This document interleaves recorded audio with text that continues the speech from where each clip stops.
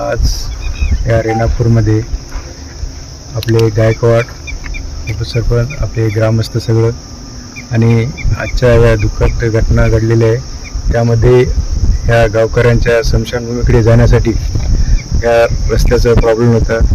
तरी आपण या प्रशासनाला या पर्यायी म्हणून तात्पुरता आपण या स्मशानभूमीमध्ये अंत्यविधी करण्यासाठी सहकार्य केला प्रशासनाला। त्यामध्ये आपण सर्व गावकरी मंडळी व आपले सगळं समाज बांधवांनी सहकार्य केल्याबद्दल आम्ही सर्व ग्रामस्थांचे आम्ही आभार मानतो। आणि हा जो रस्ता आहे पाथरीकडे जाणारा जुना रस्ता, आपण हे रस्त्याचं बद्दल आपण पाठपुरावा करून त्यांना कायमस्वरूपी हे रस्ता मिळण्याचा प्रयत्न आपण करू आणि या गावाचं प्रश्न कायमस्वरूपी प्रश्न सोडण्याचा प्रयत्न करू। आपण तुम्हाला न्याय देण्याचं हे करू।